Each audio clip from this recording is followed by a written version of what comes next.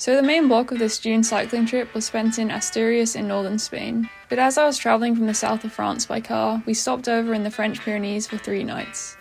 I'd been to the Pyrenees once before, in 2023, but there were a lot of climbs I didn't manage to fit in, and I'd been wanting to come back for a while.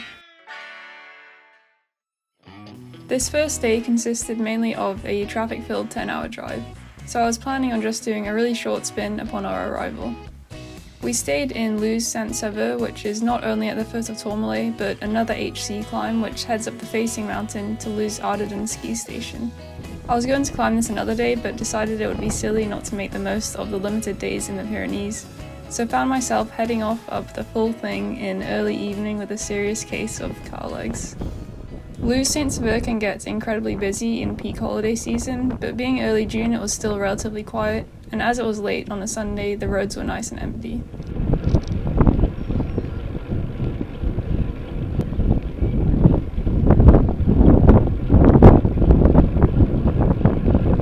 The climb is 13 kilometers at 7.5% for an elevation gain of about 1,000 meters. It's a dead end, but has served as a mountaintop finish in various pro races, including, of course, the Tour de France, most recently in 2021. With lots of clouds lingering, I wasn't sure what awaited me higher up, so carried some extra layers in case I ended up in the middle of a cloud, but it started brightening up as I climbed out of the valley. Usually when I try cycling after a long day spent sitting down, it feels as though I've never ridden a bike before, but I actually felt surprisingly okay. Much of the ascent is tucked away in the trees, but there are frequent openings that allow views down to Luz. Although on paper it looks like a very consistent gradient, there are lots of slight variations. It's never anything extreme, always in the realm of around 6 to 10%, but you can definitely feel it. It has the potential to be a bit annoying if you can't quite find a rhythm, but I really enjoyed it. These lower slopes don't have a whole lot going on in terms of scenery, so it forced some variation, and I let the gradients dictate the effort level a bit, which was much more fun than just plugging away at the same pace. The road passes through the village of Grust after around 4 kilometers, and I did something weird with my gears here. I was for some reason in my big ring and exhibiting some inadvisable cross-chaining, which resulted in a temporary chain jam. From here on, my gears started skipping around, so I tried not to change too often, which led to some strange cadences at times.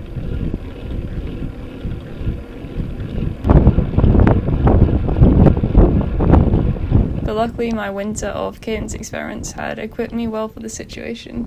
I inevitably hit the cloud zone, but emerged from the worst of it just a few minutes later.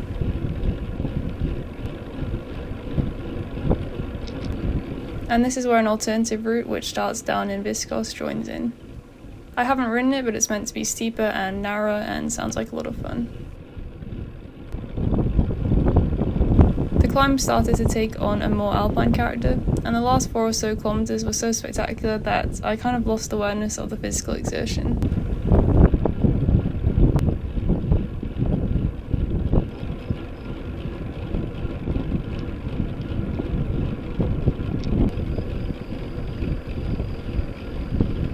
It was a real treat to suddenly find myself in this immense open landscape dappled in early evening light, barely anyone around, and yeah, the clouds were also pretty cool.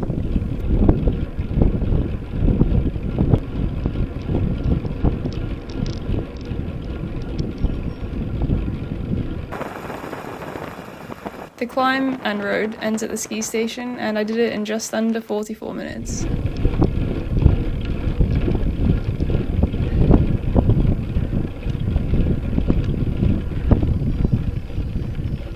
Really glad I decided to do this rather than just going for a short roll.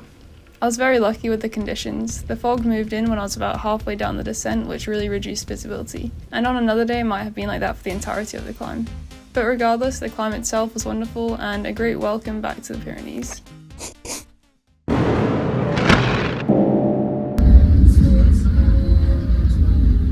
Yeah, so the great welcome developed into a thunderous welcome as it started chucking it down in the evening, and come morning was showing no signs of stopping. At this point it's pretty much a tradition to be met with terrible weather at the start of every cycling trip, but despite not being particularly surprised, I fell into a bit of a strop as I felt my grand ambitions of hitting the mountains turn on their head. I was planning on riding Hautacam on this day, and while to an extent you obviously just have to deal with the conditions you're dealt, I waited around a bit in hopes that it would get a bit less grim later in the day. It didn't really clear, to be honest, but it warmed up a little, so eventually I just decided to go for it, and my super Sonia dad very kindly agreed to drive up. Looking good. Just getting some B-roll. Actually, it looks okay. Remarkably, the rain eased a lot just 10 minutes up the road, and while there was a bit of wind whipping around, it wasn't too chilly.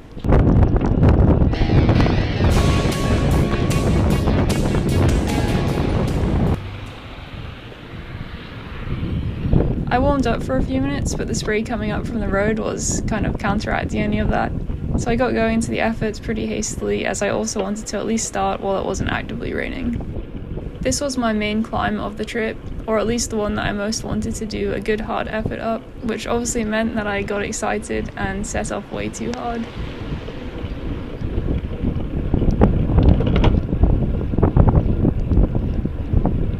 My heart rate monitor was shoved under my arm warmers, so the readings aren't quite right, but I realised that I was probably overdoing it and managed to calm down. Climbing from Iros Arboy, Hautacam averages 7.7% for 13.4 kilometers, but the average doesn't tell the full story at all, as it's extremely pitchy. Luz Ardiden felt like the perfect warm-up to this. The average profiles are actually very similar, but Hautacam is a magnified version in the sense that the steep sections are much steeper, and then there are some proper mini descents. I was suffering pretty early on here, but was really motivated by the fact that it had miraculously brightened up a bit, and allowed myself to slightly overdo the sections where the gradients hit double digits, and then use the short dips to briefly recover.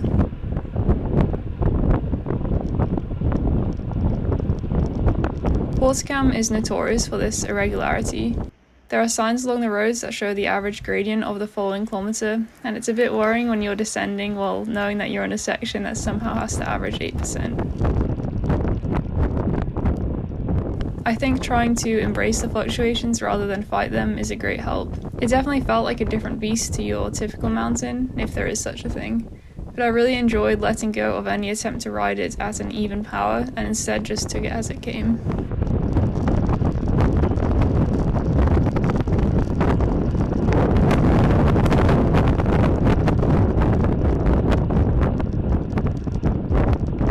This year's Tour de France went up Hautacam about a month and a half after I rode it, which I was unaware of at the time, and it was really fun to watch them race up a now familiar climb, albeit in very different conditions.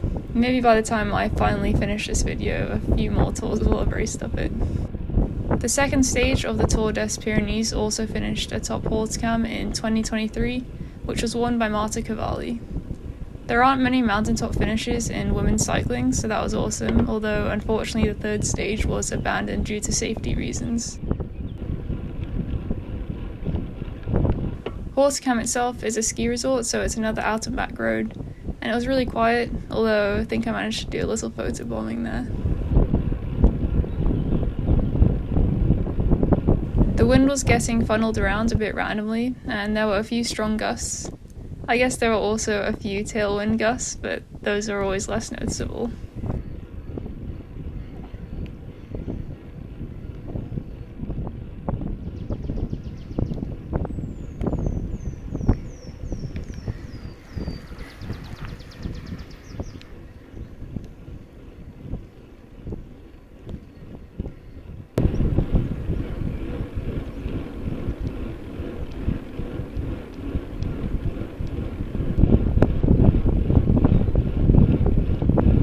The surroundings start to open up as you climb above 1200 meters.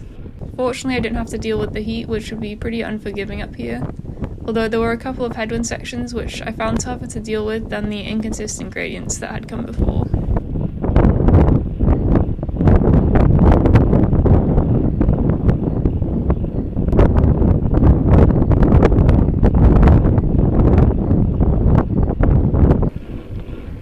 The sweeping views of the mountains are quite awesome, and I didn't actually see them at all while I was climbing, so the rear camera is once again coming into its own.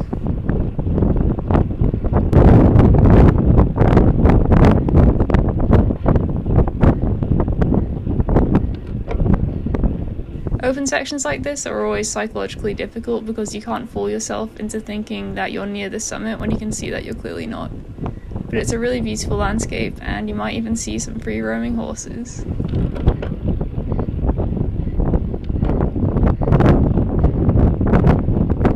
I had absolutely no idea how my time was looking, but I tried to squeeze out everything at the end, although at this point there wasn't much left to squeeze out. Except maybe my waterlogged socks.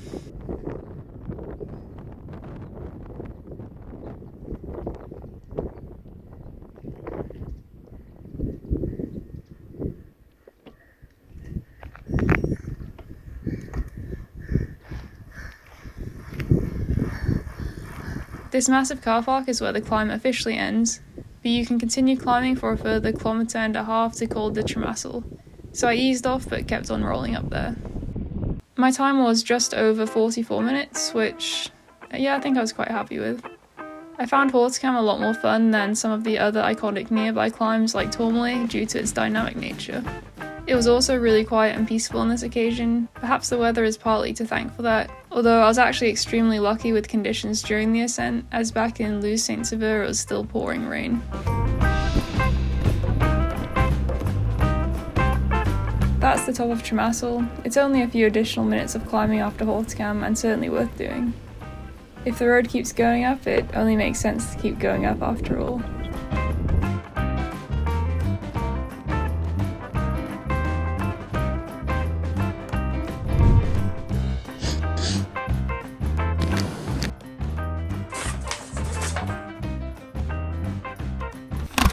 Okay, this video wasn't supposed to be a two-parter, but I fear it may never see the light of day if I don't get something out, so a two-parter it is. But stay tuned because next time there'll be more hills, a little drama, and best of all, marmots.